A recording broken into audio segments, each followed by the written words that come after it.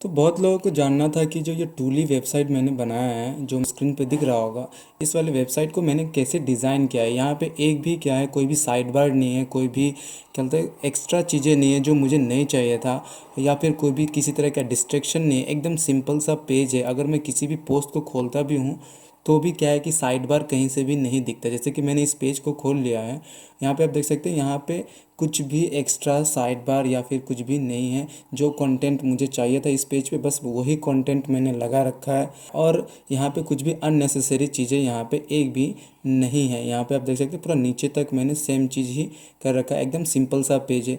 Blogger पे क्या है, बहुत सारी चीज़ें कस्टमाइज़ ही नहीं कर पाते, जिसकी वजह से क्या है कि हमें जैसा चाहिए होता है या अपीयरेंस अपने साइट का, उस तरह से हम बना नहीं पाते। तो चलिए इस वीडियो में बताऊंगा कि कैसे मैंने इस टूली वेबसाइट को बनाया और कैसे ये इतना सिंपल सा है और इसमें आपको कस्टमाइज़ भी उतना ज़्यादा करना नहीं पड़ेगा। और क्या है कि आपका वेबसाइट जो है आपके हिसाब से ही जैसा आप चाहेंगे उस तरह से आप मतलब कस्टमाइज़ कर सकेंगे।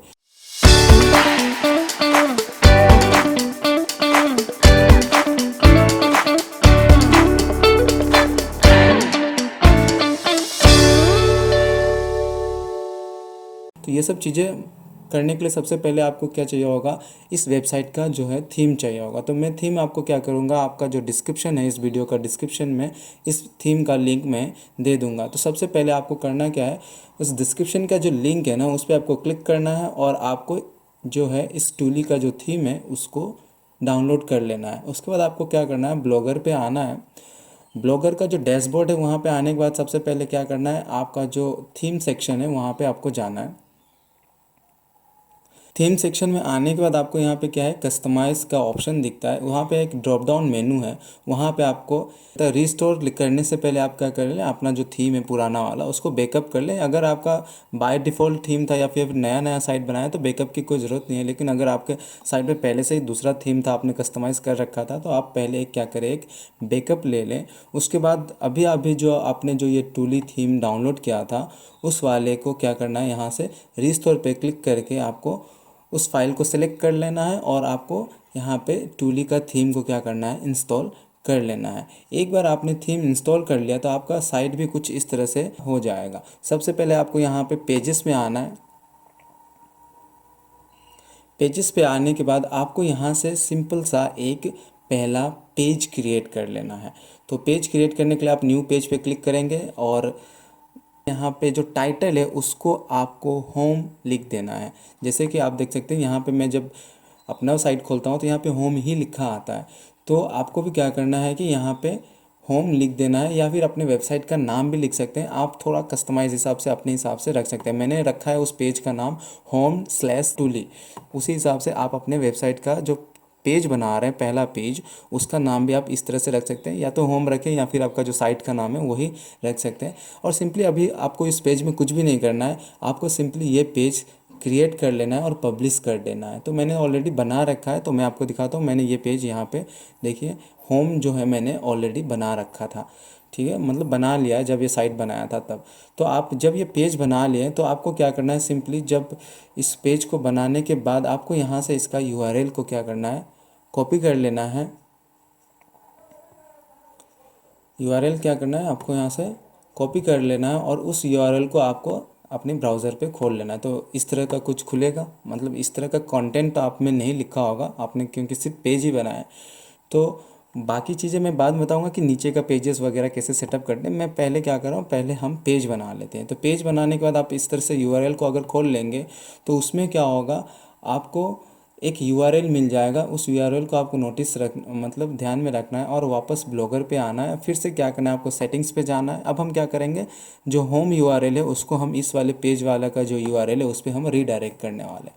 तो यहाँ से मैं सेटिंग्स में आ चुका हूँ। सेटिंग्स के बाद यहाँ पे मैं नीचे स्क्रॉल करके चला जाता हूँ, रीडायरेक्ट में इरोर्स एंड रीडायरेक्ट्स का ऑप्शन जो था उस वाले में आ जाता हूँ। यहाँ कस्टम रीडायरेक्ट्स का जो ऑप्शन दिया है उस पर आपको क्लिक करना है और उसमें क्या करना है, फ्रॉम सेक्शन में आपको एक स्लेश दे देना है सिंपली, या फिर उसको आप एम्प्टी छोड़ दें तब भी चलेगा।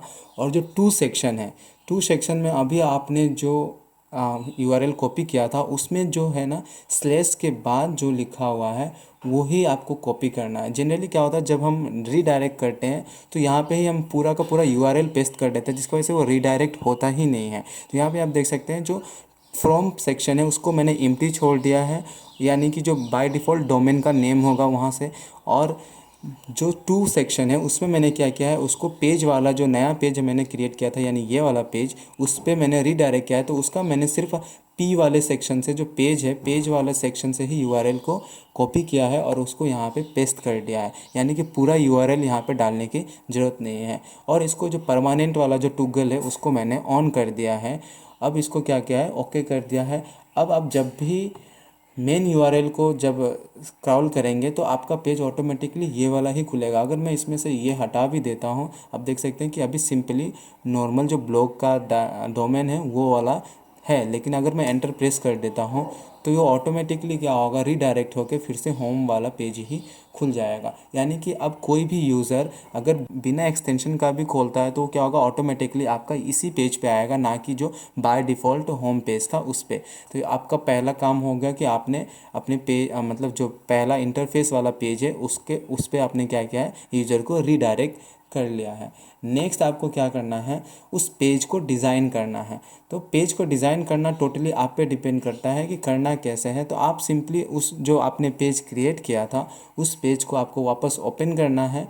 तो मैं जो अभी थोड़ा देर पहले जो अनटाइटल है मैंने क्योंकि क्रिएट नहीं किया, इस वाले पेज पे आपको क्या करना है, जैसा आपको चाहिए यहाँ पे आप लिख सकते हैं, या अगर आपको थोड़ी मोड़ी कोडिंग आती है तो आप यहाँ पे, या फिर इस चीज़ को आप चैट जीपीटी से डिज़ाइन करा सकते हैं कि आपको एक इस तरह का पेजेस चाहिए। उसके लिए आप क्या करना चाहते हैं, एक एचटीएमएल कोड चाहते हैं और उस कोड को सिंपली यहाँ पे क्या करना है, ये जो टूगल है उसमें एचटीएमएल व्यू में जाके पेस्ट कर देना है। और मैं आपको दिखाता हूँ मेरा पेज मैंने कैसे बना रखा है। तो यहाँ पे ये कुछ साइट पे कुछ इस तरह का दिख रहा है, साइट पे कुछ इस तरह से दिख रहा है, लेकिन ये जो इंटरनली कैसा दिख रहा है तो मैं दिखाता हूँ। यहाँ पे होम पेज है, मैंने इसको कैसे डिज़ाइन कर रखा है। तो ये देखिए कुछ इस तरह से, तो आप भी सिंपली इसको लिख लिख के डिज़ाइन कर सकते हैं। यहाँ पे मैंने इस तरह का डिज़ाइन कर रखा है, यहाँ पे कुछ इमेजेस लगा रखे हैं और ये देखो सेंटर में भी नहीं दिख रहा है बट होम पेज पे सेंटर पे दिख रहा है। तो यहाँ पे सारी चीज़ें मैंने इस पेज में, जैसे हम पोस्ट लिखते हैं नॉर्मली, उसी तरीके से आपको यहाँ पे एक पोस्ट टाइप का ही मैंने लिख रखा है। लेकिन जब इस चीज़ को मैं यहाँ खोलता हूँ तो बहुत ही ऑर्गेनाइज तरीके से एक वेबसाइट का जो पेज है ना उसकी तरह दिख रहा है, होम पेज की तरह। तो मैंने इसको डिज़ाइन किया है। अब आपको जो भी बाकी पेजेस बनाने हैं उस सारे पेजेस का जो लिंक है ना, आपको किसी न किसी तरीके से ये जो होम पेज आपने बनाया है इसके हर पोर्शन पे, या फिर जहाँ से आप चाहते हैं कि यहाँ पे क्लिक करके उस वाले पेज पे पहुँच जाए, यानी कि आपके वेबसाइट में जितने भी पेजेस होंगे सारे पेजेस का लिंक इस फर्स्ट पेज में तो एटलीस्ट होना ही चाहिए, ताकि ये पेज क्या हो, सिंपल भी हो और हर साइट के हर पेज पे जाया जा सके इस वाले ही पेज से।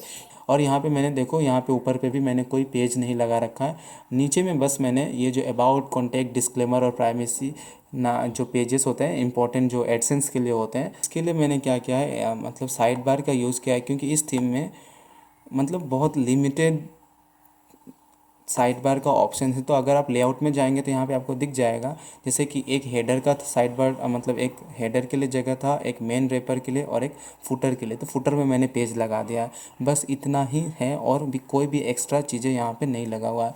इस तरह से आप क्या कर सकते हैं, आप अपना जो साइट है ना उसको फुल्ली कस्टमाइज़ करके एक सिंगल पेज वेबसाइट की तरह बना सकते हैं, जिसमें कोई भी साइड बार ना हो, मतलब एक्स्ट्रा कुछ भी लगा ना हो, जिससे आप चाहते हैं वैसा ही बना हो।